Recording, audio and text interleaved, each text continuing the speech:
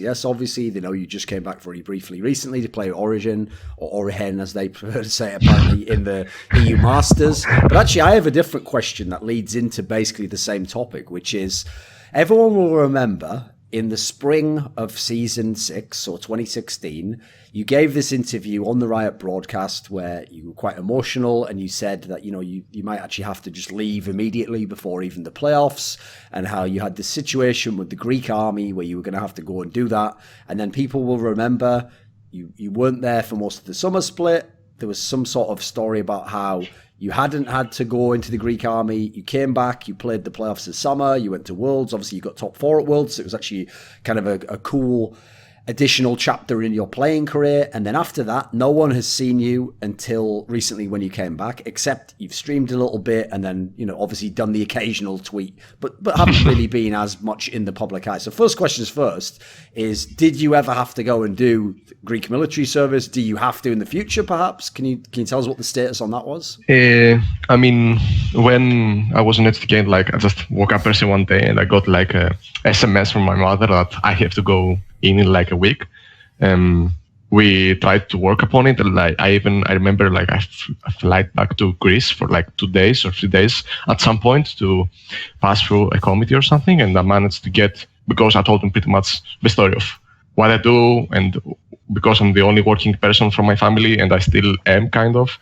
And so they just gave me a pass per se for 2 years, which was from the, when was the month? I don't remember exactly. I mean, I think it was May or maybe a bit before, right. April, March. I don't remember exactly, but I got a deferment for 2 years. And so now it's finishing. Recently I got my draft letter again, which I think I'm going in some of the next months or somewhere around summer, I suppose. So and is it no longer possible to defer? Because, for example, for people who don't know, in some other countries that have the same system, like Finland, South Korea, actually, if you're a pro gamer or you just give a half decent reason, you can sometimes defer 2 or 3 times. You can, I know some of the Finnish players did it 5 years and then eventually they had to go. You think you have to actually go this time?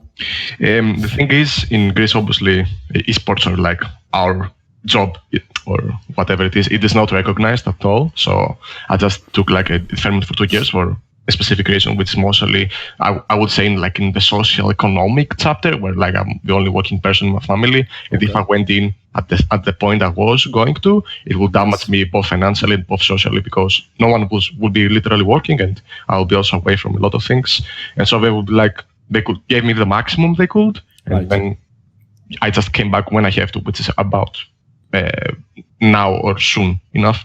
And so individually, if I want to take, I have to find per se another reason, because if I try to take for the same reason, I can't anymore.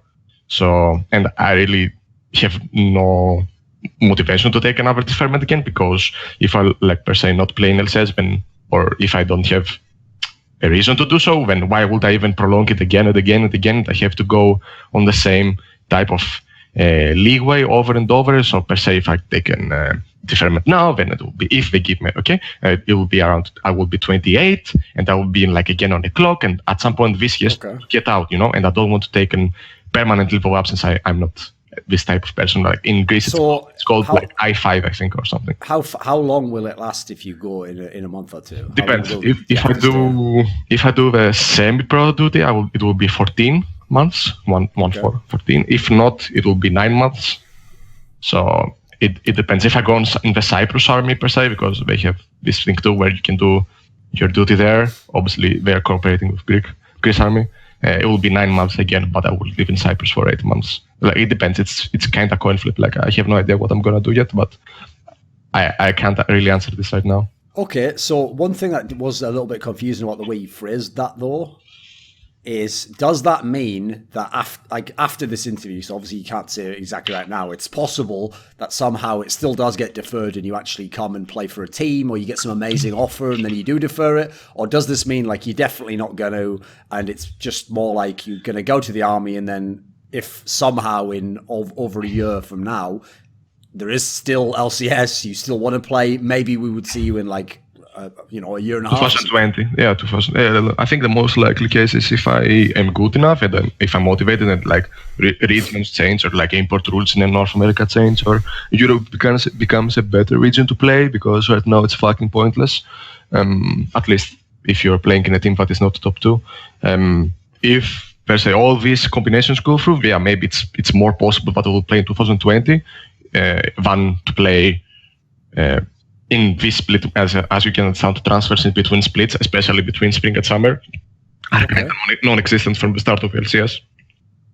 So then, in that case, obviously that means 2017, you weren't in this army. You were, as people saw, occasionally streaming, occasionally doing commentary, doing a little bit of stuff, but otherwise just living your life. Yeah. What would the main reason you would give now as to why you weren't playing?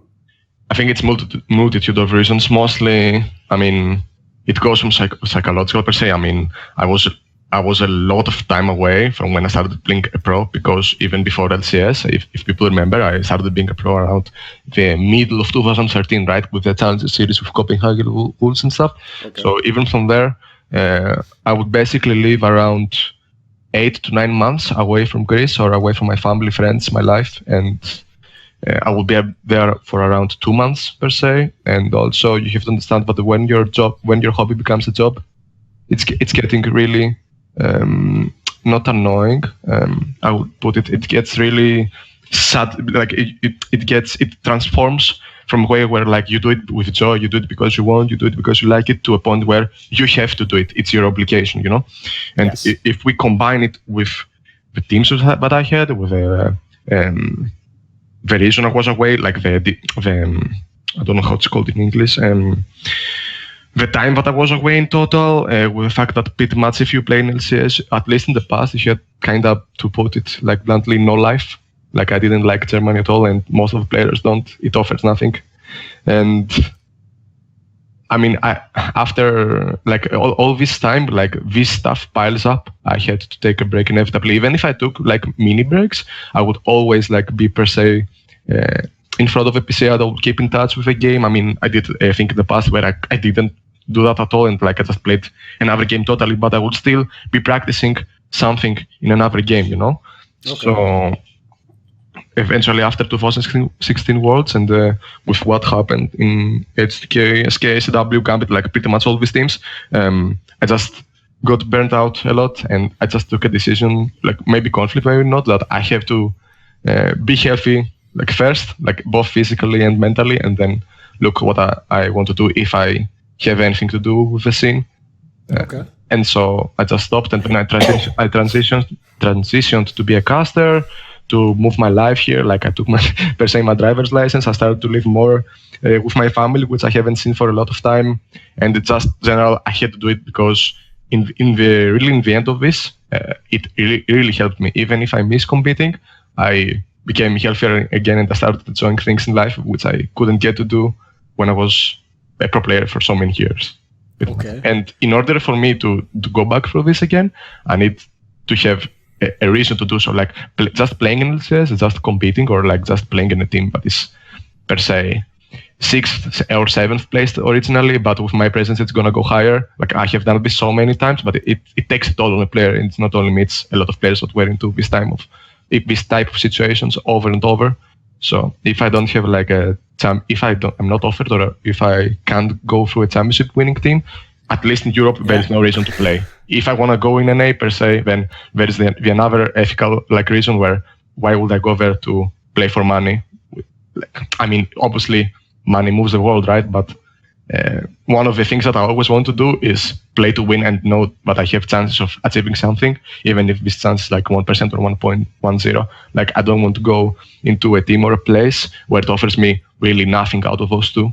Like Europe is just pointless to play, really. And if people doubt this, or if they don't believe, at least my word, there are multiple pro players that maybe are not playing right now, or maybe they're even on lower teams where we just treat League of Legends and LCS, at least in the lower teams, as just a game in a week, and then that's pretty much it. We just play the scrims, and we're just then done with LoL, and then they play everything else, and they just don't care, and they can't be forced to do so. Otherwise, like for example, an organization like Giants or Unicorns of Love or you can get my point, like a low tier finishing Orga gonna pressure a player to play and to try to win. I mean, they're just suitable with staying in LCS by themselves. So why would they even do that? And as I said in NA, I mean, there is this import rule where like they get only 2 imports per team, and mostly they get on solo laners because, I mean, you pretty much know the truth about NA players, or about at least the specific positions where it's only one guy per position, then it's doom. Yes. So they spent their resources there. Like, for example, I could have played after 2016 Worlds immediately in Phoenix One, in Liquid, in FlagQuest, in types of teams like this, but their placements and like the roster was pretty bad back then, and I didn't want to go through it, even if it means that I would be secure per se for life. Okay. I'm not a person that works like this. We'll get to that in a second, right? The question I have is this, okay? So when you came back and had, I mean, for me, there's like 2 parts to the comeback. Part of it was people always forget how the team got to Worlds was the summer playoffs where you played against Fnatic and obviously Rekkles. And we played against Splice. Oh, sorry, yes. It was spring, but we lost from Fnatic then, and from Origen, and then when I got removed or forced out from Origen, then randomly they just got me back because STK were almost getting relegated and they had no other solution. And then we did 5-0 and we played.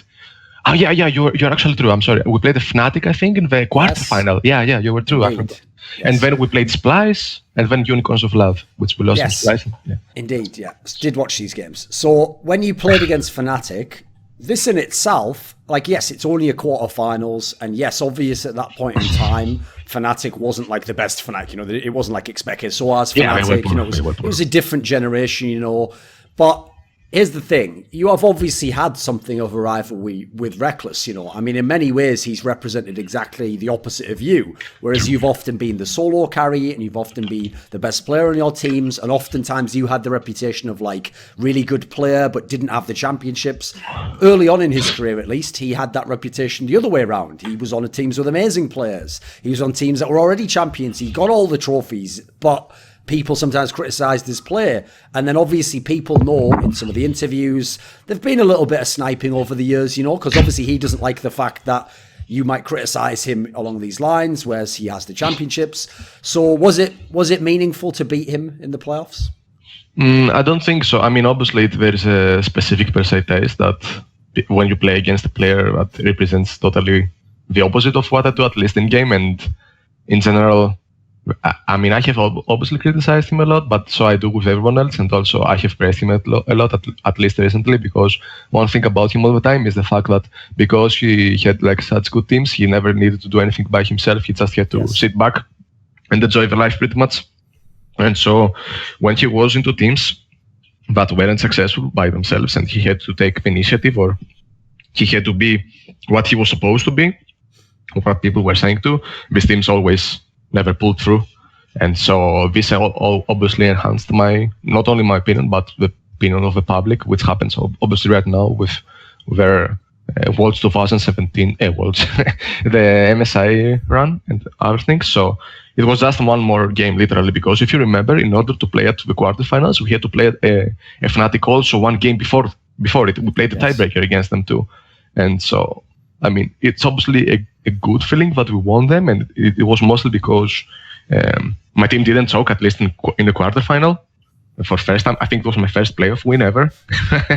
So, I mean, it was fine. I think for me it was mostly one more game, you know, because our goal was to go to Worlds, so it was just one more way to go. That's pretty much it. Like, there wasn't any personal vendetta. I think it wasn't like a Twitter thingy where he flamed Freeze, if I remember correctly. Yes. But whenever Rekkles was into Freeze's teams, he wouldn't even be remotely successful, or when he was, Christians weren't even remotely successful, and it's pretty much the truth. You can always speak up and bully people publicly because you are in a good position, but you have to always remember that this can change even in a second.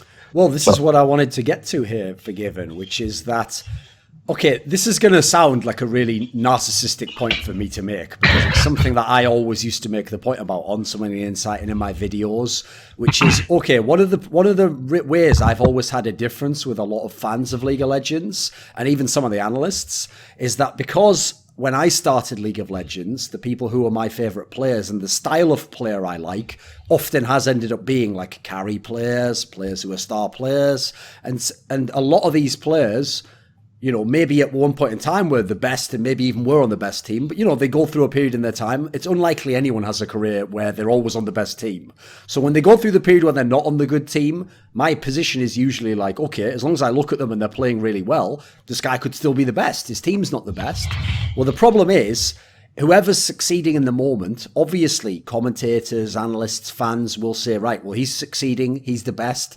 But as you touched on here, people like Rekkles, Bjergsen. Okay, yes, at one point in time, they were in a better position than FORG1VEN, FORG1VEN, these sorts of players. But one day, they've had to have their own hard times, you know. They've had to be on teams where the team isn't as good as it used to be. And maybe in the case of Rekkles, it's a very good example, obviously, because he had to go from being someone where, if you remember, a lot of the criticism of him was, like, you know, in his role, he was good. It's just he wasn't even vaguely the focal point of those amazing Fnatic teams. The different ones, you know, the Hunian, Rainova, the Expeke Soaz. And so the criticism, really, that we were trying to make, a lot of us, wasn't, this is a bad player. It's like, we'll never know how good this player is, because he's playing with all these other amazing players, and he's sort of sidekick, if you know the terminology, you know. Well, now we've had the time period where he's had to be the carry himself at times. He's had to be in tough spots where the team's played around him, and other people are either developing like Caps, etc., or some of the players just weren't even good in some of these lineups. So, do you feel as though is there kind of like a karma in this sense, like he had to go through it himself to see? Because obviously when he made these comments about Freeze and you in the past, he hadn't been in that position, you know. He'd actually been in some of the most ridiculously stacked teams. He had a lot of success, you know. Do you think he had to kind of experience it himself to get an understanding? And what do you think of kind of the newer Rekkles? Like, I know at this MSI people are going to laugh because he kind of reverted to his old self, but some of these the last year especially, I felt like he did kind of like finally embrace that. Like, this is what it's like to be in a team where I can be the best player and it's my team, if you know what I mean.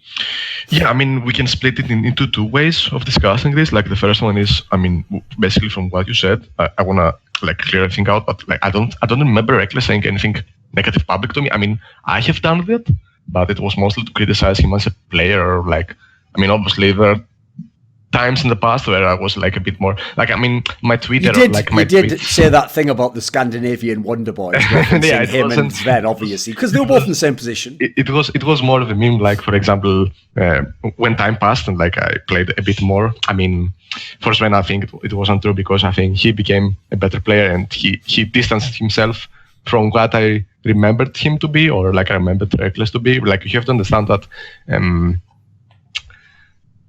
Twitter is like 50%. For my Twitter is like 50% truth and 50% memes in a way. But obviously, it's fun, yeah. Yeah, it's the point of it. It's just to like do this stuff, like at least for me. And so I remember like when Rekkles like flamed Freeze, or like criticized on Freeze on Twitter. But I mean, just I think it's more of a psychological thing what he has, like, because I remember pretty much in every international tournament he has played. I mean, obviously, I can't be specific. I guess the last two World Championships and the MSI, he was not the player what we were supposed to think of what he was, at least based on his last year of his play, right? I mean, season 7 was a very defining moment and year for him, even if I don't watch a lot of LCS.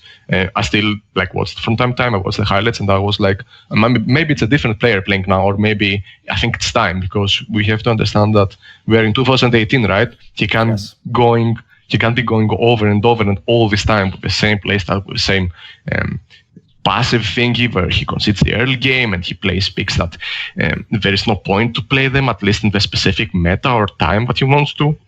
And like he didn't have a redefining way of playing the game, because it feels like whenever I was watching him play, at least until 2016, was a player but he just hugs tower, stays behind 40, 50, 100, 150, like literally whatever CS he is, he concedes not in the thing about early games, not about the fact that you lose the lane per se or you're behind the CS. The thing is, it starts to impact the other part of the map, and in general it snowballs into a way that you just take every tower on the map, and when it's obviously up to your team and yourself to snowball and contribute and be punishing and be obnoxious in the terms that you want to play the game, which obviously will not happen always. Like there will always be instances where like teams with 5k, 6k, 7k gold leads wouldn't just figure out how to play the game from there on, and they just collapse, and then the enemy team will be already even per se, even if the gold wasn't. So it always gave me this image that it is a player that's gonna play to not concede, and a player that plays not to lose. And like this, I think it's more of a psychological thing even a play style. Because what I want to say is that I remembered when I was in FK in 2016, where we had the Oliver guy, the Oliver Steer guy, the Spy, if I remember correctly, from Fnatic, you know, the manager. And I mean, I figured that out way long before, but he gave me his confirmation pretty much like without me even asking him. Like he had a game against the Fnatic in the regular season, and I mean, I don't remember. I think we won one and we lost one. And this game that we lost was the Intel Extreme Masters qualification thinking. And before this game, he told me that by himself, you know, because he goes to the players and he boosts them psychologically, and he's just a positive force. And he told me that the only guy per se that Rekkles was always afraid of playing against his entire career. I mean, he didn't phrase it that way, but I can give you an example of what it was, because I don't remember it vividly too. Was that the only player but he would be afraid his entire career to play against was FORG1VEN. I mean, me.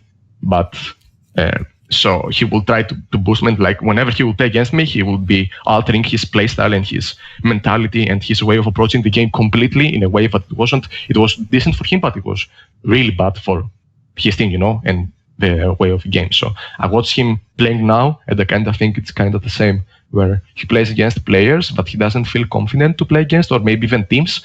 And if we compare this to the EULCS split recently, where he was just styling up on people and he will pick like per se Tristana and scaling picks, or like he will play per se disrespectful. I mean, obviously he had an Fnatic team which were really good, you know, and he won I think 2 splits with them. But also we can understand that these players, the parts of his team too, were not only playing around him, but they themselves had an easy time against their counterparts too. But when his team in global and him cannot do that, then they just collapse, and it's up to individuals to make the difference. But we are in 2018, and this doesn't happen a lot, or it doesn't happen frequently, even if Caps has the best tournament of his life.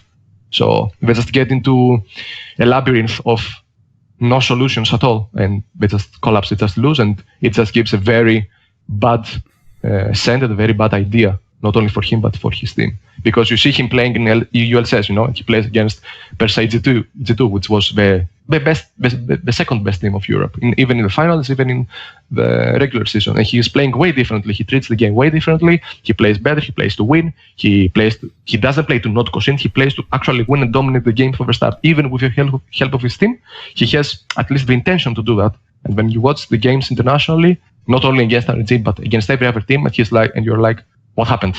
Again, like not this season 3, 4, 5, 6 again. Like, please no, but that's what happens. Like, I just watch some of the games, 5 minutes. I just get disappointed, and then I just close out the game, because I know what's going to happen. So one of the things about the Worlds run that you had, where obviously you managed to finish top 4, which is actually the best in the Worlds era that any Western team has managed. But this is a good example, I feel like, FORG1VEN, without loading the question too much. This is a good example of how, if people don't... I found this myself on the internet, okay, is whenever people are critical of me or I'm critical of someone, I try to base it on, like, here are my reasons, you know, like, here's my logical reason as to why I don't like this. And I hope if people criticize me that they have logical reasons, you know. But what I've actually learned generally is I feel like most people go the other way. What happens is they just feel something. So, for example, you know, something about me or someone else just rubs them the wrong way, and they just think, I don't really like that guy. And it's like then they figure out, right, but I can't just say to people, I just hate that guy. I've got to come up with a reason as to why I do. And then they just pick a reason. And so as a result, the reason sometimes it can be very sort of flimsy, we would say in English. Like, it doesn't have a lot of strength behind it. And if they just admitted I don't like the guy, I'd say, okay, cool. You know, I don't like certain bands or movies, you know, but that doesn't mean that they're objectively shit. And so the reason I'm saying this, right, is when in my own career I've had certain successes, people who don't like me will still always find a way to spin even my success as being a bad thing. You know, like, oh, you just got that success by selling out, or, you know, what you did wasn't very good, or anyone could have done it, you were lucky, you know. Well, this happened, Forgiven. I couldn't believe it in a way, because obviously part of your narrative, this is why I asked you about Rekkles, is people used to contrast you against Rekkles and then in the modern day against Sven. And they used to say, if this Forgiven guy was so good, how come Rekkles and Sven win the LCS and then they go to Worlds and, you know, he's never even, this Forgiven guy, you say he's so good, but he's never been in an LCS final, he's never been to Worlds. Well, okay. So by their metric, it's just placings is what makes you good, right? So you go to Worlds, you win your group. You had a Chinese #1 seed in your group. You win the group, you go to the playoffs. Okay, yes, you get the easier opponent, but you don't control the draw, you know. There's past teams. People forget Fnatic 2015 got to play against Chinese seed EDG. No, it was Origen who played Flash Wolves. You know what I mean? Like, again, they didn't play exactly a monster team, but they got top 4 as well. Now, here's the thing, Forgiven. Rather than just say, in line with their old logic, well, you know, we can't argue with his top 4, he did very well. A lot of people, especially obviously Americans, because he seemed to trigger them a lot, you know. I think it's just something about they can't really handle people who are like shit talkers. I've had it in my own career. A lot of people try to downplay this moment, you know, where you finish top 4 at Worlds. So what do you actually think about that? Like, for you, is it all it's cracked up to be? Is it like the peak moment of your career where you felt like, you know, this is what I was capable of, and okay, if people only want to look at placings, here's a great placing as good as anyone has done basically at Worlds? Or, I mean, what are your thoughts on the criticism? What about those two sides? I just think, I mean, obviously there are two sides on the coin, but both of them are half true. I mean, obviously we can meet in the middle, and what I mean by that is first that we have to understand how HTK went into this group first. Like, they were struggling in the summer split, and then randomly, because I got removed or forced out from Origen, then they needed an AD carry because Freeze's injury was up to a point where he couldn't play anymore. And yes, they had a lot of time, or there weren't other good European AD carries available. So, I mean, I remember I played also with an injury, which was of a different type in HTK, at least in the summer split, not in the playoffs, but in the regular season, in the tiebreaker. Like, I had an injury, like I think in my, I don't remember exactly, but I mean, I remember that I couldn't talk, and like I told them from the start that if I come, I can't play 100%, but obviously I will, because it's up to my interest too. And so we went 5-0, and per se, I think HTK, when I came back, were kind of in shambles. I mean, obviously, they were up to a point where they could just restart and be good again, because all they needed was a bot lane that was really strong, and a player that they knew, like, what my tendencies were, and I knew what my team was, or like I watched them a bit from time to time. It was like the classic case of, like, we feel that Forgiven is a problem, but in truth it isn't, and we try to just please specific players by removing him, but in the end they just called me back 5 or 6 weeks after, and I think it was Ryu that initiated that.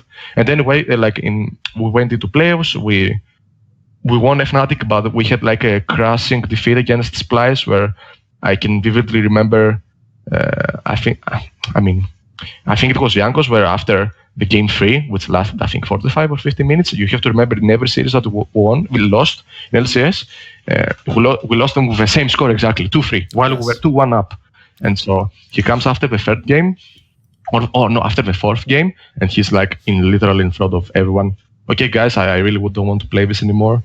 Let's just go home. I mean, we know we're gonna lose, or something like this. And I mean, imagine doing that in front of, I mean, everyone, you know, and like we already knew, or like a lot of people know what this can do per se, like, and I mean, what Yankos is as a person. I mean, he's a great player and he's one of the best, but you have to be holding back a bit, like, in general. Like, I mean, I have done the same, like, not the same that he did, but I mean, every player has done that in the past, but it's a learning process, because most of the players that play in LCS have never been outside of their homes, or they haven't pretty much contributed socially. In general, it's a learning process from them, not only by playing the game, but by becoming better people and starting to contribute to society in some sort of way. And so we never, obviously, I mean, some players were tilted by this. I mean, we obviously tried to win, but I think we collapsed around 30 minutes and we lost the fifth game. Then we had.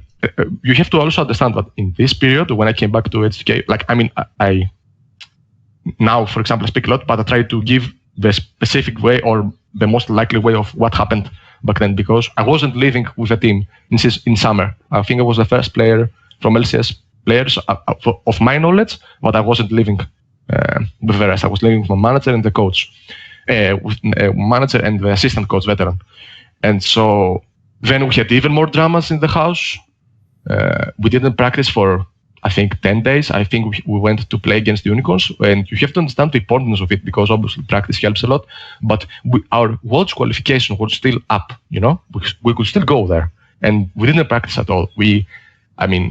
Our team internally was fucking terrible. Like, I don't want to go into details exactly, but all I can say is, like, we were contemplating removing players just before this match against the Unicorns. Anyway, we go, we win 3-1, and we qualify because G2 won, I think, the final.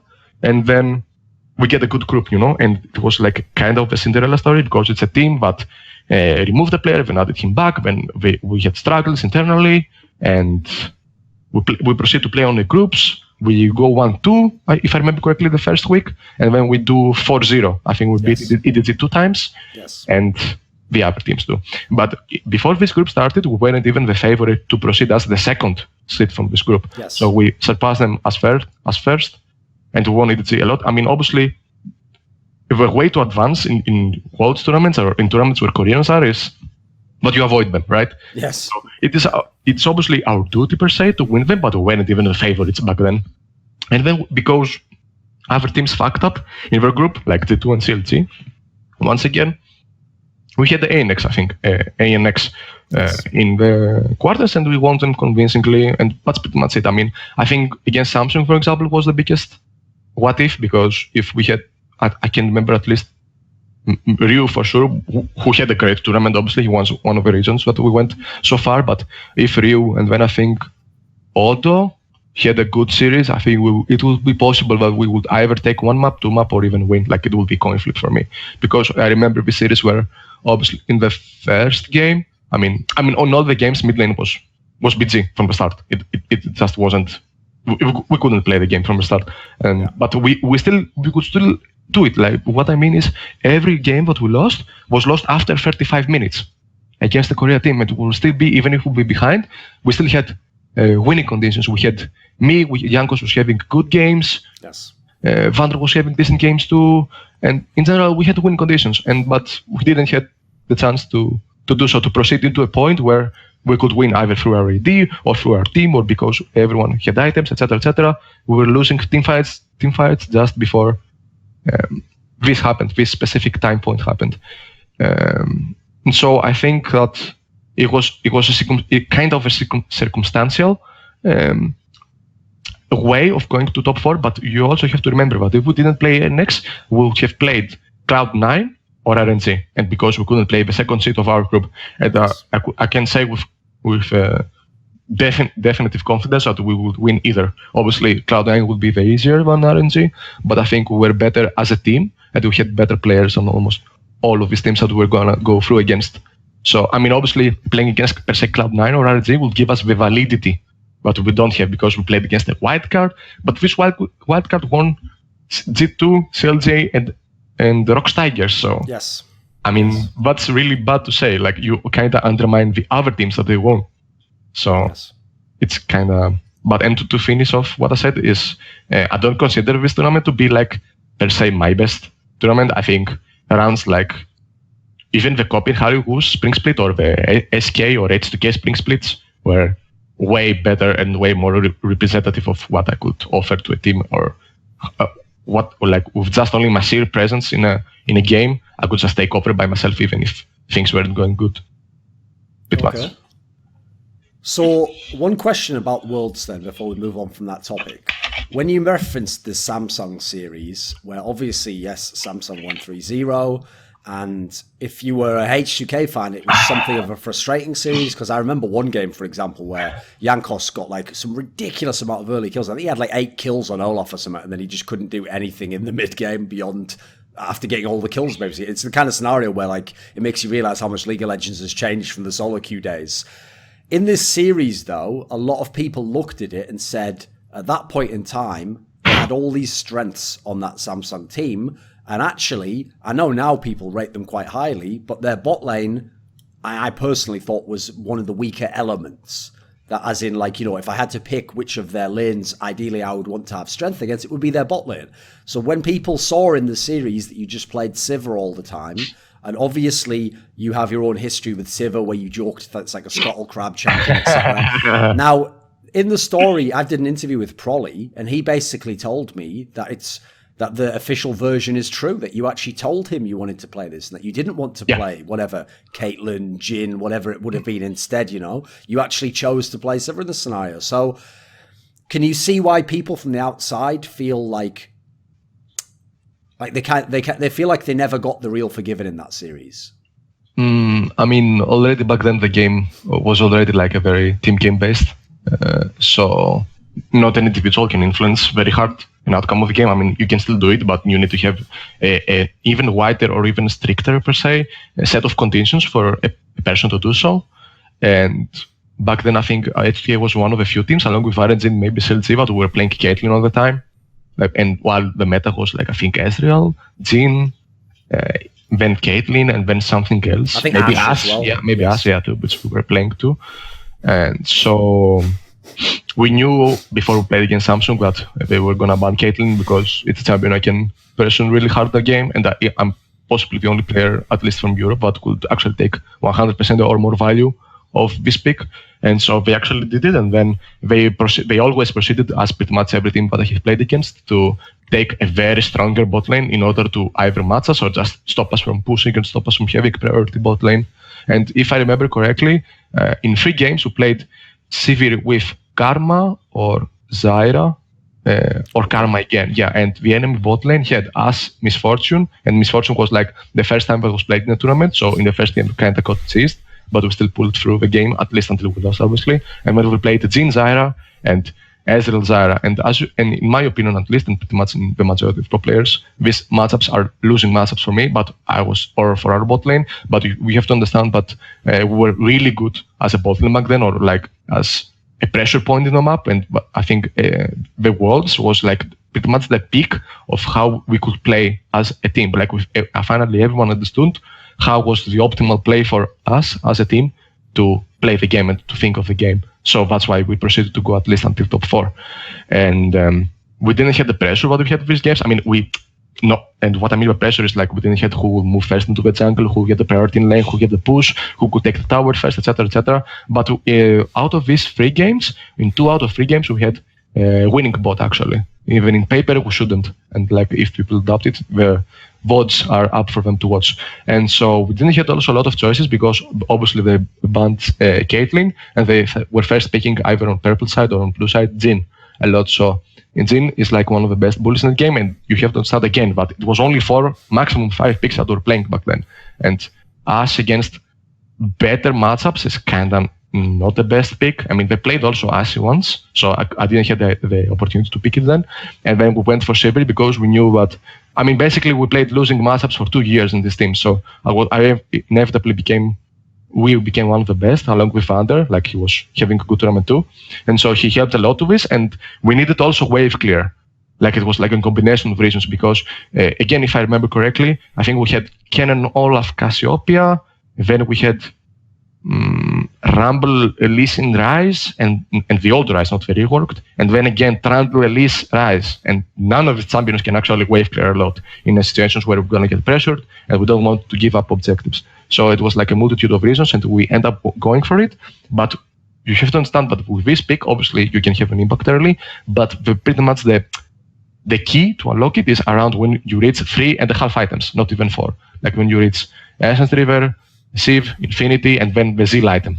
Then you can take off the game by yourself pretty much. But we never reached it. We always lost the game just before it. Like, I think we lost the game around 40. The first game we lost it at around 40 minutes, then the second at around 35, and then the third game was a stomp. So, I mean, at least in H2K, how I worked was like Broly had complete confidence in me, and he trusted me. And I think he took a lot out of me, and I took a lot out of him as a player and a person. So he gave me the freedom to do per se what I thought would be the best, but he also like kind of advised me. That's why, for example, in H2K, we played Kalista, we played picks that were kind of uncharacteristic of me. Yes. At least in the start, and it was like one way of mine to show to Broly that I respected him and I liked him, and it was obviously one way of me to start to show my team that I trusted them and I respect them as a player. So I will take a step back, even if it means that, in my opinion, it will not hinder me, but I can't offer to the team the things that I am known for offering in games and outside of it. But I think Sivir was a good pick, and it wasn't one of the reasons what we lost. And I don't think there were other choices as a pick, what to pick in AD carry there. That's pretty much what I think. As you already referenced, you could in Season 7 have been playing in the NLCS, and you listed off some of the teams. Now, obviously, people are going to remember FlyQuest in the first split actually got like top 4, and then obviously Phoenix had a little period where they looked good as well. So people are going to think, why not join these teams? Now, I will say, if I saw the roster on paper, I think it makes a lot of sense that these teams didn't maintain that success and weren't really that great, or they weren't ever going to win LCS, put it out with. So I would agree with you on that one. But here's a question I would have is, if I think of your career, and I even think of this H2K lineup, because the thing is, if I just look on paper, I think that H2K lineup is fucking amazing. Because, like, you know, the it's not just like how good the players are, but like they fit each other's styles in a way, you know, and like what you want a team to be like. You know, it's not like all carry players, it's not like all passive players. You know, it's like a really good balance. But the one thing I will say that H2K team seemed to always miss was like a really good leader, a really good shot caller figure. You know, it was a team that was good figuring things out by themselves. It had good coach, obviously had good players, but it did always seem to lack that one little extra gear in that sense for when it was playing in a big playoff or a match where you need a person who can sort of like lead you out of a tough situation. Well, would it not have been appealing to go and play in FlyQuest with someone like Hai? I mean, this is basically what he's famous for. He's someone who's been a great captain, right? Would it not be appealing to just be, you kind of be like the bronze and he can be the brain? I mean, obviously he's a very well-known player, or he's a very good player, but you have to understand that I look into teams as a whole, and I look at every single player or even their staff, and I think, what can they actually offer if I want to go even with a 0.1% chance of going for top 4, top 3 place finish. And I thought that these teams, or like my estimation was, that these teams couldn't cut it beyond 6th. And actually, I think in these 2 splits, Liquid, FlyQuest, and Phoenix 1, Phoenix 1, I think, finished 3rd at 1, but then they crumbled. Yes. But the other 2 teams were just very disappointing, and I think they hulked around 10th or 9th or 8th.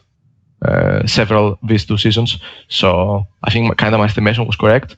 And as I said before, you have to understand that I play League to win. Like, I don't enjoy the game, but I enjoy the competition. So if I can't even have competition, then what's the point, literally?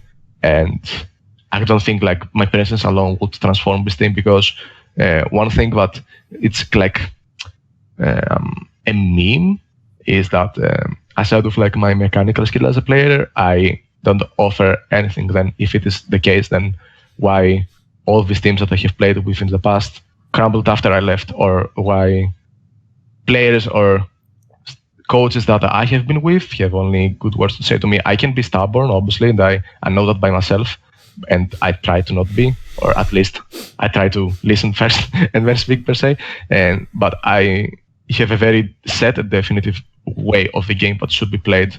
And I think a lot of people that I had played with in my career respected that, and they listened to me. But also you have to understand that I'm not a player that is going to demand things to happen per se.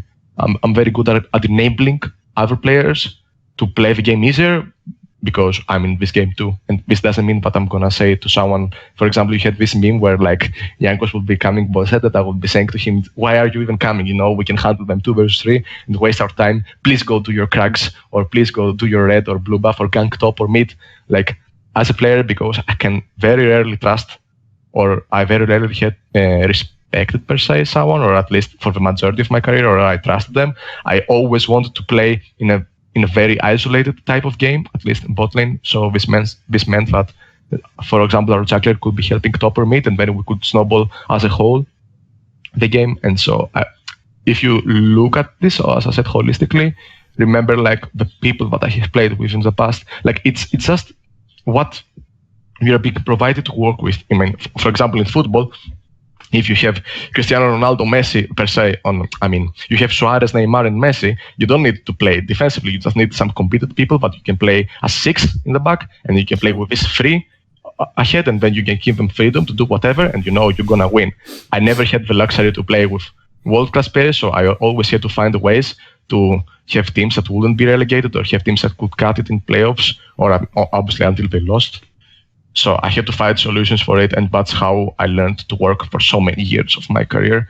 Because I always played with the intention of winning, and I never played like feared, or I never played, at least as long as I know myself, like with a losing or passive attitude.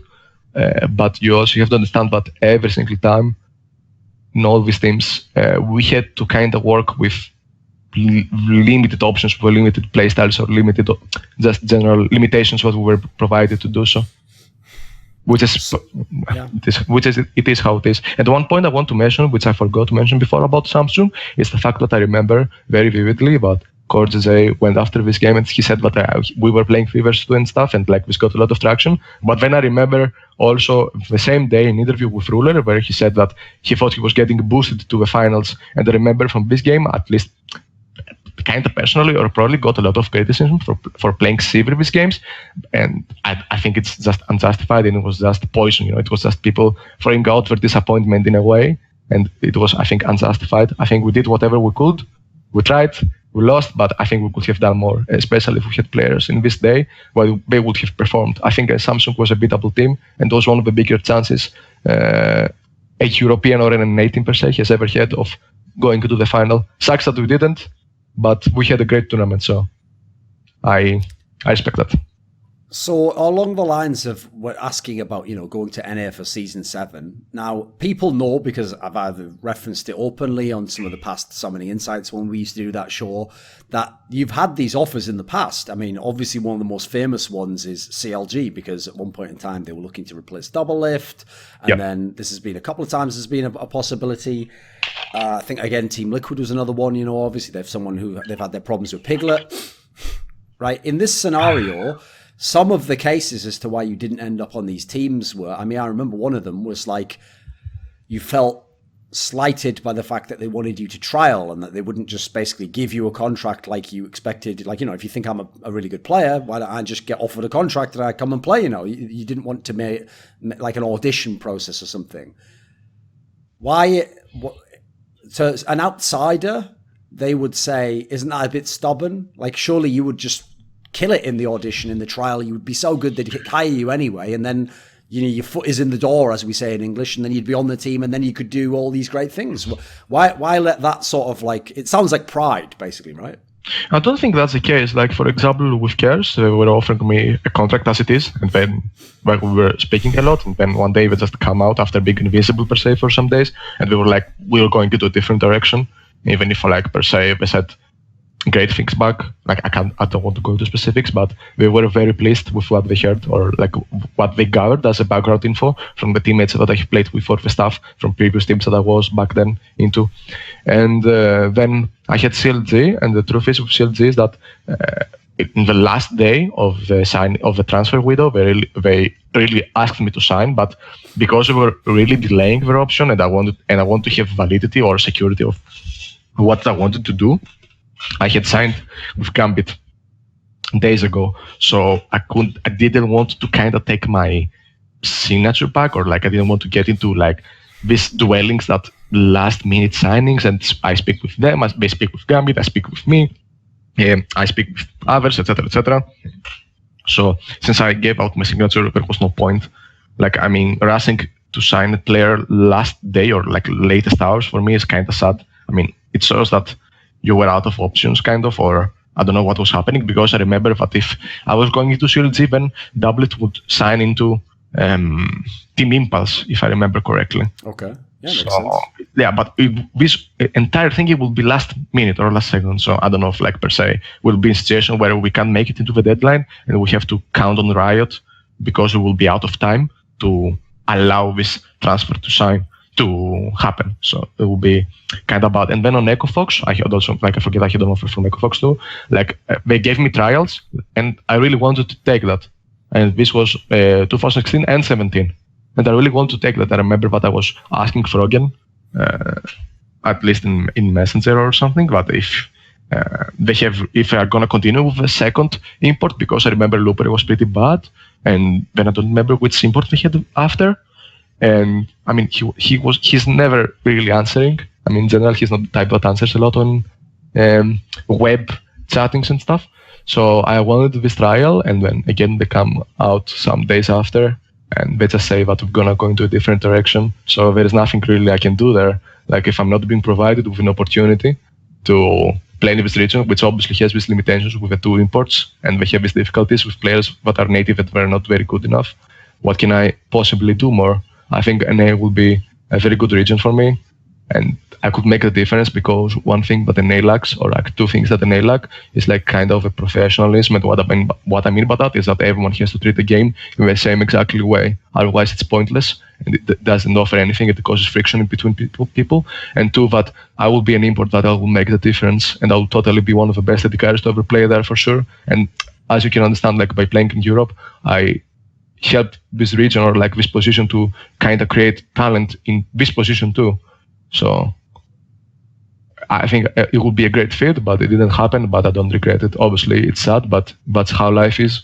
Not much I can do personally. I tried, I approached, I asked all this officially, obviously, and by the rule of contact, but it didn't happen.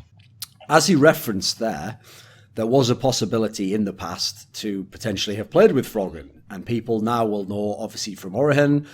You got to play with him this one time for this one-off tournament, which admittedly it wasn't LCS level, and it wasn't like playing a whole year or having like a full career together. You just got to play one tournament. Does the fact that you were considering joining Echo Fox, does that mean that FORG1VEN was always someone you thought about playing, or that somehow you thought it would make sense for the 2 of you to play together? I mean, obviously you have to look at, when you want to sign for a team, what type of players they have, or if they are good or bad, etc., as I mentioned before. And I mean, obviously I can't have an exact opinion, because we were in Origen for like 20 days, if I remember correctly. I mean, if I count the days that we screamed, etc., like I don't count the days which we were officially signed, but we didn't do anything. So, and our interaction in the game house was like for a week, plus the LAN finals, which was like 4 days, I think, or 3 days in total. So like my total interaction with FORG1VEN and the other players was like around 20 days in total.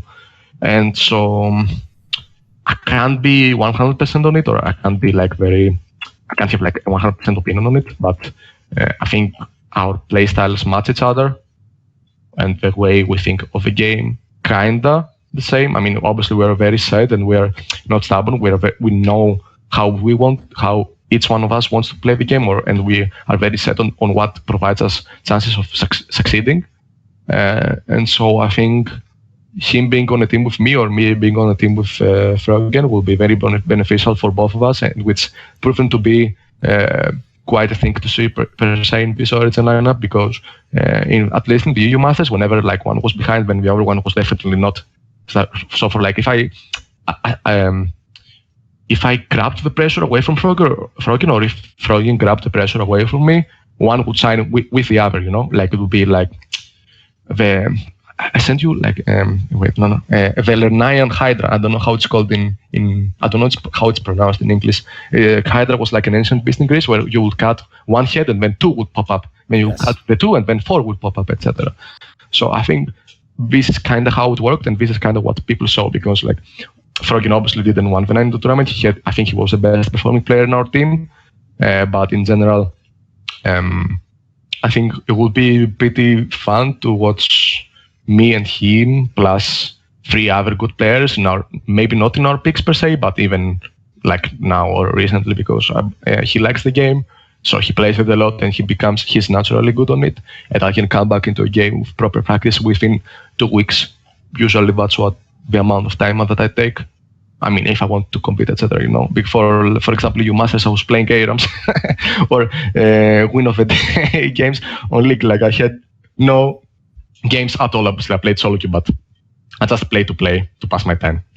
That's pretty much it. But I think TLDR, our ideas of the game kind of mirror each other, and I think the presence of one helps the other too. So it will be pretty good to see it happening in the future. Or I mean, it happened now, and I think it worked out pretty well, I would say. Okay, because as you say, obviously, if you look at how you two seem to think about the game, obviously both people who've put a lot of focus on having strong laning phase, and then I've always mentioned this actually from interviews, that these are two people where even if they lost a game, they always had a sense in it of what the win condition was, Like, for example, there've been many games when I used to watch the Echo Fox team that had FORG1VEN on it, where they weren't a good team, so they weren't going to win the game, But it's like the way he would play out the game gave him sort of like whatever chance he would have had. Like, if he had a specific champion and he had to do a scaling champion, okay, then he did that when he made sure he got to 45 minutes. He didn't do some ridiculous early game play that would make that not possible. And so this has kind of been similar to your career, right? You've always had a vision in mind when you play the game, and it's like even if you lose the game, you're not really like super uncomfortable, right?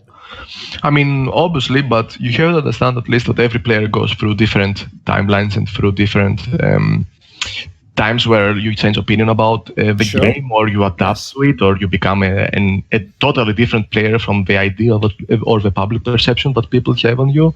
I don't know if this has happened on FORG1VEN, but I do know that this has happened on me. Like, there is this notation that I play to win lane, or I play to pressure from the start, which is partially true, but I try to do that as a player, not as a pick. And what I mean by that is I would very often, or if not, I would open all the time first pick 80 carry, like 24/7, even in HK, in EU Masters, like in general, I would be the first one to take a blow and give an easier matchup into the jungler or someone. And then even if I counter pick me hard, like I remember we had this discussion, or like a meme-worthy discussion in the past with Vander, where like they have like VeXii were screaming, I don't remember which team, and they had like a very, very strong bot lane, and we had like a mech bot lane, a very like weak lane that cannot contest, cannot have priority, we will hack tower, etc. So we have to lose honorably or try to outscale or like outplay it. And then he was like, "Are you sure you wanna go with this?" And my response to him was like, "Why not? Like, I'm forgiving, Like, I give you this freedom to do whatever you want." And this kind of happened with Jessis or with other supports. Like, I can vividly remember our bot lane, or with whatever support I played bot lane, but I will be picking losing matchups 24/7, and I will still be winning them, and I will not be considered early game. So I will benefit my team greatly from the start or from the pick and ban phase. Like, this notion that like I play to win lanes, I think it just ceased to exist around 2016, I would say, or like early even 2016. And you can even understand it from this tournament. We played like 5 games of Tristana, 1 Kai'Sa game, 2 or 3 Sivir games, and we had only 1 Varus game and maybe 1 Caitlyn game, which was with a losing matchup bot lane again, because like if the enemy bot lane has double range, you have a melee and ranged bot lane, you're supposed to lose that, right? But the truth is, it doesn't exactly work like this. And more like, I think players got better, the game got harder, there's a lot of more sustain and a lot of more team interaction in the game, so it's not an isolated concept anymore. Pretty much this. After that, I kind of forgot because I was talking a lot, sorry, the rest of your question. If you want to repeat that, I'm fine with it. What do you think of, so as we mentioned, okay, it's a possibility in 2020 you could come back, and as you said, you're not going to come back just to be in LCS or just to get money. You're going to come back if there's a team that could be good and you could actually accomplish something. Does that mean, like, is it just that you would enjoy competing again, or do you feel as though, is there something missing or something that you didn't accomplish? Like, for example, do you want to be able to say I won LCS before I retire fully, or I've got a crazy upset win over a Korean team or some amazing team at Worlds? Is there still something you think you need in your career to complete it? Not really. I think I left an individual legacy behind it. I helped the region develop a lot, as well as I made per se a name of myself. And I was one of the people that had the ability or like had the balls to talk openly to the public, to the team, to even to Riot, even to anyone else. So I think it will be pretty much the same, but you have to understand that at 2020, if I come back, if it is indeed the case, I will be around 28 years old, and in Worlds 2016, I was already one of the older players, if not the oldest, but I played there. So I don't know what my situation is gonna be, if I'm gonna be equally good enough, if I'm gonna be playing. Like, in general, I have really no idea. I can't speculate, I can't make a definitive opinion about the future, but I don't play to I mean, obviously, accolades is part of the game, but I just play to compete. If I have a team, or if teams trust me through trials or through my legacy as a player, that I can still be one of the best. And I know, for example, for me personally, as like Konstantinos or like as FORG1VEN, that if I really am being provided with a very good chance, I will be like, how it's called in English, I will be playing a lot, and I will be, as always, I will give my heart and soul to play, because as I said again and time over and over and over, like I'm really not bored to say this, and like I play to win, and winning does not mean to win the LCS, but to win, to have one of the better teams, to have a chance of creating something, of leaving something behind, and to know that we weren't just there and we took one's position, but not from AD carry, but from every other role in the team, because we were lucky or circumstantially there, etc. If you are an LCS player but you're bored of what you do and you don't like it, go out, leave the LCS, let it on someone else to play there. Obviously, if LCS is your main sort of income, then it's another different question. But I have this luck kind of, but for me it isn't, and it wasn't. So if I come back, it will definitely be to win and to be top 2 or top 3. If not, then I'm not even gonna play, or I'm not even gonna bother. There is no point to play on a 9th, 8th, 10th place team. It's no point. I would rather just chill and be a caster, or just contributing with tweets or doing something else. Like as I said before, you can try hard to be the best, or you can go suck a cock. I think this still actually holds up as a quote. What obviously in the EU Masters tournament, you did get to play the current meta. You got to play Kai'Sa, this new champion. That it's been a while. Funnily enough, since probably Kalista, that there was a champion that people thought could be a super carry champion in the bot lane. What do you think of AD carry in 2018? I think for sure Kai'Sa is one of the best champions that have ever been introduced into the game, and it kind of reminds me of the old seasons, or how it carries compared the old seasons. I think the game has evolved, obviously in a very different way. I think, in my opinion, the AD carry, at least for the last 2 or 3 years, is like a ballista. It's like a sieging machine. It's pretty much, it's a pressure point that you have to carry it on as a whole in the game. So you move to bot, you move to mid, etc., and you just pressure like a dog, and you never have to stop. Otherwise, you give opportunities for people to come back. And I think, obviously, for example, season 2 or 3 weren't exactly the healthiest metas for AD carry, in terms of that it was completely 1v9 mostly, and lately, at least the latest years, it has become more of a team game and more of a combined or individual or a team effort. So I think even if you have the strongest AD carry player or the strongest AD champion, if people in your team do not know winning conditions, they do not understand the flow of the game, and they do not understand how you have to treat the game and how you have to play it, like in a very combined effort, then it's kind of pointless. It's just effortless. But watching, for example, this MSI, and watching, like, for example, Lucy having such a marginal difference against everyone else, kind of gives me an idea that the role could still be played like it was in the past. But I don't think so. I think it's a very spectacular player that can do that, because he actually can pretty much a difference.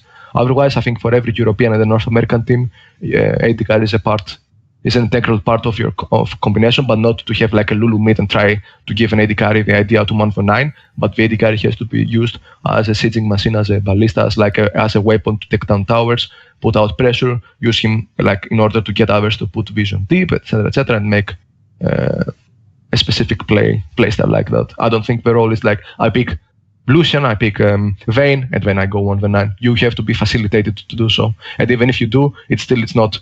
This cannot happen exactly, because enemy players and enemy champions are way too obnoxious anymore to do so. So obviously a player that you yourself have often praised, and is someone like clearly you looked up to some degree, was Doublelift, because obviously he was someone who has a similar mentality to you to some degree. He's also someone who believes, AD carry should be a carry role. And in terms of your careers, obviously he had a similar kind of phase to what happened in your career, but just a couple of years earlier. Now, since as a result, in terms of even the reputations, there was a similar scenario for him where he used to be a very good AD carry, but at least in the early days of CLG, in the LCS rather, they weren't winning, they weren't making the finals. It was obviously TSM and teams like this who were winning the finals. People used to say all the same criticisms about him, too selfish, like he's overrated, maybe just plays for himself or whatever. But in the meantime, basically, during the sort of era when you were towards the end of your career in League of Legends and the time you've been out, he's had all this success in LCS. He's won a bunch of different titles and he's been celebrated as one of the best players, and he himself has been to Worlds a bunch of times. Is it satisfying at least to see someone else who was in a similar position get the success? I mean, I don't have a lot of interaction with NA, obviously. I mean, I talk with W from time to time, sometimes like on social media or like in private messages and stuff.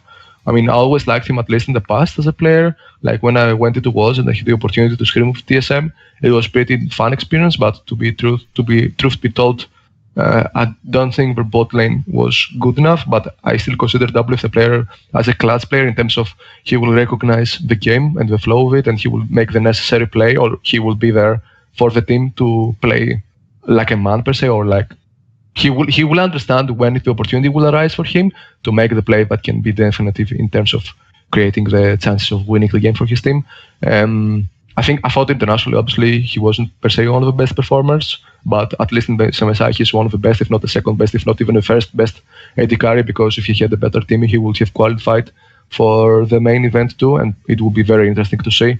I just think he has some things that hold him back in a way, like playing kind of two lane-oriented picks doesn't have exactly. Sometimes you have to take the bullet for the team, if more, a lot more. But obviously, watching WF or Yiliang having success, it actually makes me really happy and satisfied for him, because I met him in person too, and I always thought he's one of the greatest AD cards that I've ever played. And also, he's a very good person. Like, I really enjoyed talking to him, and I consider him a friend, kind of. Okay. Right, this is going to sound like a strange question because I'm going to give you an example from my life, basically, to make this analogy. So, in my life, obviously my chosen career of journalism, right, when I do journalism, obviously it's mainly like content creation. It's like analysis or history or just opinions, like kind of like an op-ed in a newspaper. Whereas another well-known journalist in esports would be my colleague Richard Lewis, and he obviously does more the investigative stuff, breaking stories, exposing corruption. One of the interesting details is, even though I'm sure maybe not haters, but a number of people would acknowledge, we are good at what we do, like we have our strengths in our own areas. At the same time, obviously the ultimate way to attack us isn't really through our job. It's to say something along the lines of basically like the guy's an arsehole, like he's just a bad person, or he's rude, or he's mean, or something. That's the easiest way to attack us, right? And one of the things I actually have been saying when people bring this topic up, now here's the thing, there's a level to which I will disagree and go, yeah, I'm actually, mate, like I probably don't like most people. Whoever's asking me this question, I probably don't like them. Why would I? I don't know them. I'm someone who kind of, I'm a lone individual. I want to do things my way. I want to accomplish things on my standards, and so that is going to make me an arsehole to some people. But on the other side of things, one of the ways I actually thought about it is I kind of flip the question. So what I do is I say to people instead, okay, if you don't like me, if you don't like Richard, just point me to the person who's doing our kind of work, who's as good, but doesn't have any of these personal issues that you don't like, basically. Yeah. Because essentially what I'm kind of getting at here is, I think that people who have that kind of mindset, like they're very driven to themselves, they hold themselves to a very high standard. Yes, if they're in a bad place in their life or they have the wrong people around them, they definitely can express it in a way that will be negative, actually. They'll be too harsh to them, or maybe they'll channel their frustration to them, and that sort of person, they won't be able to handle it, they won't hold up. Maybe it even will be a bad effect on the environment. But if this person can get into the right situation and the right circumstances, like the right people around them, this could actually be a positive, because they could be a leadership figure, or they could be someone who will take responsibility on. For example, they'll say, hey, give me all the responsibility and I will do what I'm the best at and I'll succeed. So to draw this parallel to players, if I look at players who I think of as very good players in League of Legends, and many of them either are carry players or at periods in their time have been in this position, well, I'll give you a very interesting example, okay? I did an interview recently with Dyrus, the famous TSM top laner for many, many years up until the end of season 5. And I asked him when he was playing for TSM what he thought about Bjergsen as a player, because obviously everyone remembers Bjergsen was pretty much the best player in all the TSM lineups he was in, and he was a fantastic player during Dyrus's time, obviously. But at the end of Dyrus's time, part of the reason Dyrus quit was, as an individual player, he wasn't that good anymore, and definitely those TSM teams kind of like had to be rebooted. That's why they went and they got Doublelift and Haunter and all these other players.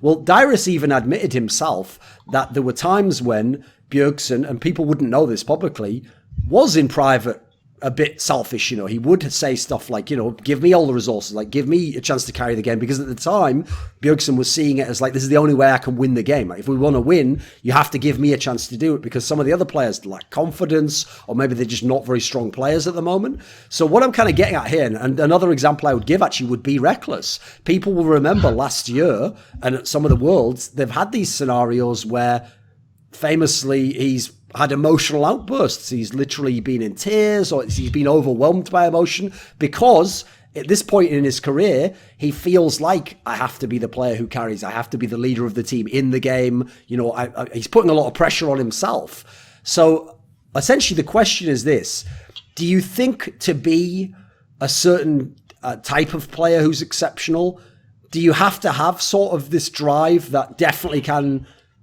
manifest in a negative way and will get you a bad reputation? But do you think it's essential? Because I mean, I'm sure there are some examples somewhere of guys who were just a really cool guy but had it as well, but they seem a lot rarer. Like, it seems like a lot of the people I think of in this kind of a person tends to also carry this baggage with them that it can be a negative or seen as a negative. What do you think? I mean, how everyone is motivated by himself, it's really up to them, you know. For example, some people just have the drive to be the best. Some people just have a drive to be there, and when they finish as players, some other players don't have a drive at all, and they just do, and whatever happens. I mean, I just can vividly remember, at least in my case, when I was playing, that I had like this, like I was like motivated by my soul per se. Like, I had a fire inside of me where I really wanted to win, and so I will do whatever it takes, at least from my hand, or like my perspective, and literally do whatever I literally could to improve the chances of winning before even getting to the game, and then I would see what happened. And so, but as the time passed through, I couldn't do that less and less, because as much as driven it is, it gives you a lot of like strength as a player. It can also drain you psychologically as a person. And so one thing I always did or wanted to do, or like I was at least in this thought of school thought, was that I want to have people, at least in the teams that I have played, for them to have freedom to play and do or judge as they want the game. Like, I'm not the type of person which is authoritative and is gonna say like, although I'm gonna leave me all your farm, it's all mine, you're gonna play fucking Mundo Ramos with 100 CS and 30 minutes, and then you're just gonna be my bitch, etc. No, I will be really trying to do whatever, as long as I agree with it, and like, if I say it and I think it's proper, then yeah. And I will want my teammates to have freedom to play the game with the freedom they literally could, or like, I'm just not this type of person where it's authoritative and it's oppressive, etc., etc. Like, I had different negative traits. Like, for example, in the early stages of my LCS career, like I think at 14, maybe even 15, I was kind of a rager, and pretty much it. Like, nothing else. Like, I wasn't per se, I wouldn't say I was toxic or whatever, but anything else. I was just very rude to people, and I didn't then knew. For example, I will give this example where I would speak to Enrated in a very specific way. Obviously, I liked him, so I will be kind of more lenient to him, but I will still be rude to him sometimes to show him that I will be per se disappointed, and then we will go and figure it out together, and we'll be happy in like 30 minutes. But I had the same approach per se to Svenskeren, and this will work because Svenskeren will be an introvert, so this will cause a problem, and then you know what happened pretty much, right? And I didn't want to take these people's job away, so I just left by myself, and I wish them the best. And so I learned how to do that in the later stages of my career. And also, if we combine it with the fact that I stopped having expectations about anyone, literally, this actually saved my sanity as a person and also as a player, because I have seen a lot of things, obviously other players can say the same, right? But I have seen a lot of things that drove me literally insane, and I don't want to leave them again. So if I don't have expectations, you can't be disappointed, right? And if you have a different approach on everyone, and like you have to judge obviously his character, so you can actually know how to get into him and transfer whatever positive thing you have to say or negative. So it can actually influence. It's not something that it passes through 1 year and it goes into the other. Then I think it's a recipe of success, kind of, because there's nothing negative that people can throw at you, and then it's only them that they have to deal, like the person that is at fault, right? It's only him that can deal with the failure or like a bad thing. For example, one also last example I can give is I can remember very vividly. For example, like to start this, I consider probably the best coach I ever had, and I consider him like a very good person too. And I remember him probably in the early HTK, where he would kind of try to be more of a friend of a team, which I was really disagreeing with that, because I think coaches should be close and distanced in the same way, like football per se, or like basketball from the people that they manage, right? And we had a lot of discussions privately about it, and I think lately then, like after some months, where he saw that you have to kind of adjust the things you do with the people you have under you. Like not everyone is going to be the smartest, not everyone is going to be the brightest guy in the room, not everyone is going to respond well to whatever thing you say. So you have to be really creative, and you have to be really, I don't know how it's called in English, where you need to make a lot of patience. You need to be really patient actually for things to work. And like in summer, when I returned, probably was more of an authoritative coach and more of like very strong-willed coach than I remembered him. So, and I saw what effect it had on the team. It actually worked, and it helped the people in the team a lot. Because like I remember like a private discussion I had with him where like I know, like probably told me that he knows that I'm disciplined, and he knows that I don't need to be told a lot, because obviously I know the game, and also like I developed kind of as a person, as I said, through VLCS. So he had to focus on other people, and he had to be more authoritative. So it means obviously that it's going to be a bit worse for the people to be under this reign, but also it will bring vast more success, and it actually happened. So in the very end of the day, I think drive is a very subjective thing. Like everyone should know what they want or what they seek to desire from playing in LCS, or like competing and having the drive to win, and whatever. But pretty much it. I don't know. I try to be as specific as I could, Thorin. I'm really sorry. Sometimes I forget. In the Origen team, another player who was a famous name that you got to play with was obviously Insec, except this was kind of the weird one, because most people think of Insec, in English we would call them like a relic of the past, you know, like yes, he was a great player, you know, 3 or 4 years ago, but people haven't even seen him in the last few years. You know, he kind of disappeared into nowhere. No one ever expected to see him play again, right? Obviously, in one sense, you have to give him the benefit of the doubt, because he's a Korean guy who doesn't speak English really, and he's literally playing with people where he can't really fully communicate. So it's not like you should expect him to be season 3 in SEC or whatever, but what would you say about playing briefly in this team with him? I can vividly remember that with INSEC firstly, and then with Expect, we would use a broken English system kind of, and also pings a lot, which was, for me, the first time that I have seen. I also have to tell you that I don't think INSEC knew English, or at least a lot of English, so the communication with him would be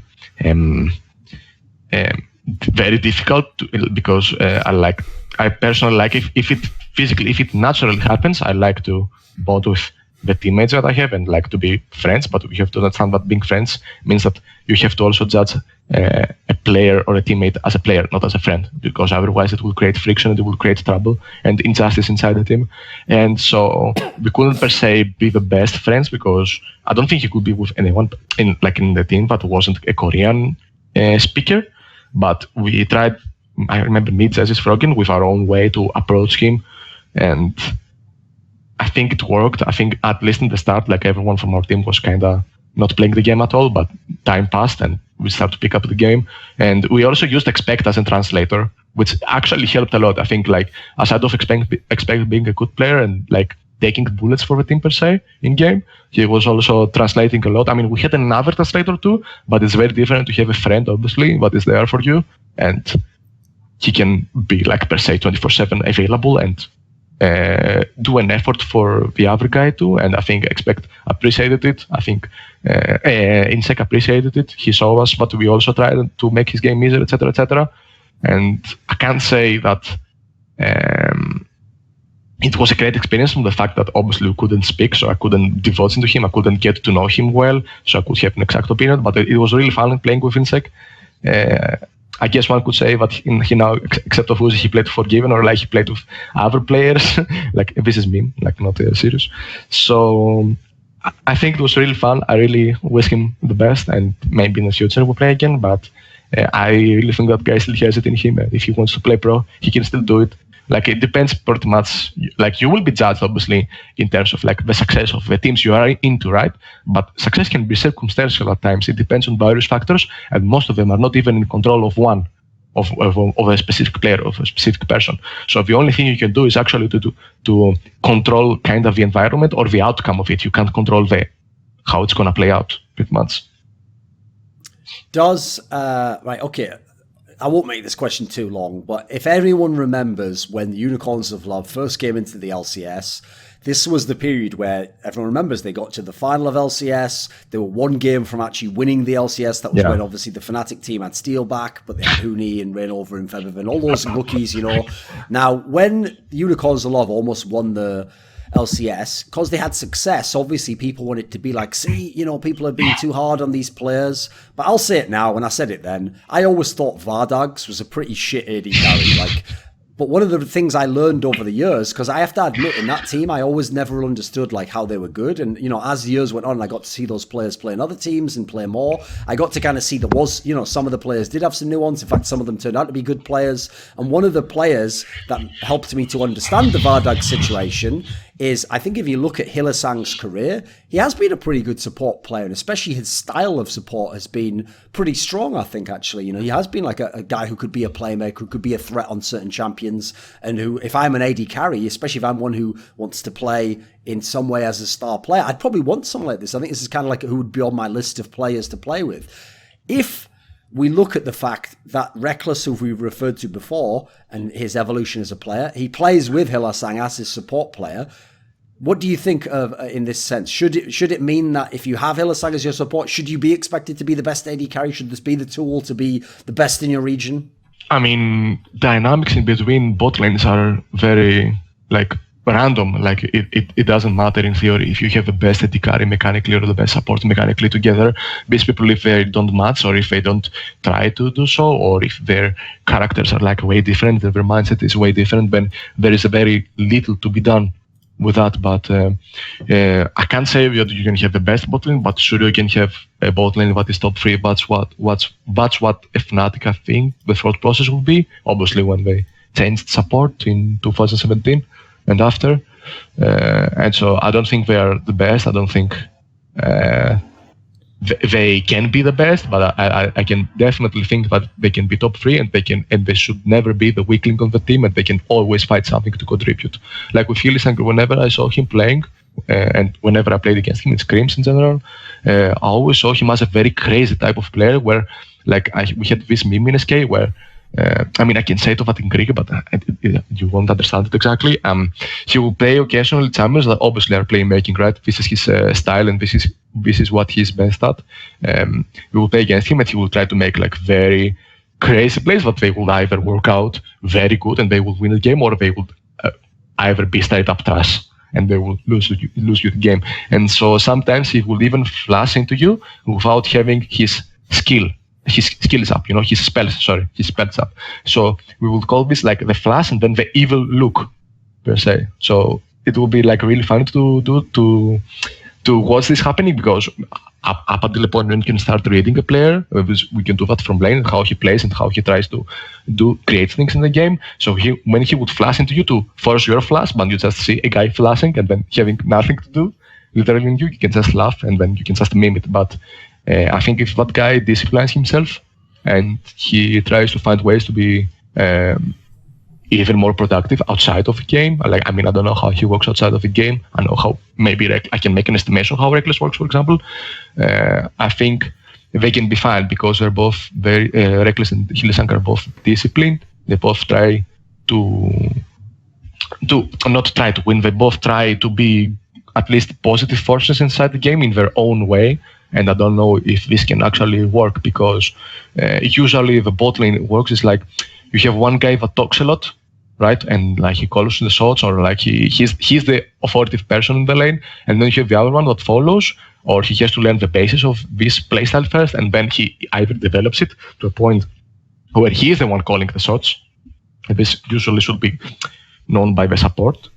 And then you have to see what happens, right? But I don't know if it's a good match, pretty much. Like, I think Rekkles and Hillis and Gaza bot lane is just a top 3 bot lane, pretty much. That's it. At the end of this interview, do you have a final message or someone you want to thank? No, not really. It was fun having visited you, Thorin. Always fun to talk to you, that's all. Efaristo? This is the second time you said it. I think you said that in the past, right? Like in a summoning insight or something. Just polite to say things in people's languages, right? Oh, nice. Okay. Yeah, I guess. Thank you, Thorin, or Haristo Thorin. It was fun. Hope maybe we'll do that in the future again. Hope you had a great time too. This is LS, and you're on Thorin's YouTube channel, so cut the Western shit. This video was made possible by Dean Tanglis, Sanity, Gman, Andreas, Snazore, Westerlund, Alex Adams, Mikkel Hansen, Jerky's Minion, Anthony, Bash, Daniel Yordanov, Yordan Tsenkov, TTMXMP, VeXii, HawpT, Travis T. Greb. Just like my man, a lot of people think you can't tell me nothing, but I've graduated from that mindset. And now it is possible to have influence over some of the people I have on my shows, some of the topics I cover, to ask me questions directly and get exclusive teasers for upcoming projects I'm working on. Unlock the code to the streets and join the Scrilluminati today at the Patreon link below.